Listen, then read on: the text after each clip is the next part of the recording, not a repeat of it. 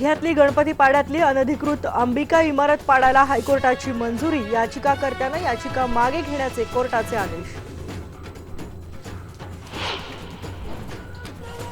बैलगाडा शर्यतीवरची बंदी अखेर केंद्र सरकारने उठवली। बैलगाडा प्रेमींना अखेर मिळाला न्याय। अभिनेता शाहरुख खान आणि आमिर खानच्या सुरक्षेत मुंबई पोलिसांनी केली कपात। असहिष्णुतेसंदर्भातली वक्तव्य भोवल्याची चर्चा। नागपूरमध्ये 14 वर्षांच्या शाळकरी मुलाचं अपहरण। पोलिसांचा तपास सुरू, पण अजूनही कोणताच सुगावा हाती नाही।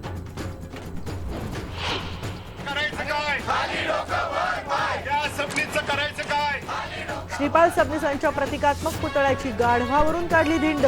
खासदार अमर साबळे आणि कार्यकर्त्यांचा पिंपरीत गोंधळ। श्रीपाल सबनीस यांच्यावर आंबेडकर विरोधी लिखाण केल्याचाही आरोप। संमेलन आणखी वादात अडकण्याची शक्यता।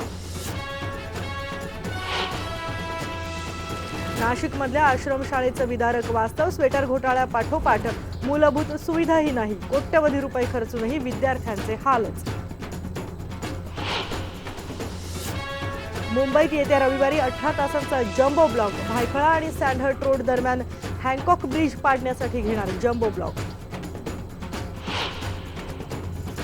आणि ऑल इंडिया बँक एम्प्लॉईज असोसिएशनने दिली 1 दिवसाच्या बँक संपाची हाक। आर्थिक व्यवहार पूर्ण करण्यासाठी आता सोमवारपर्यंत पाहावी लागणार वाट।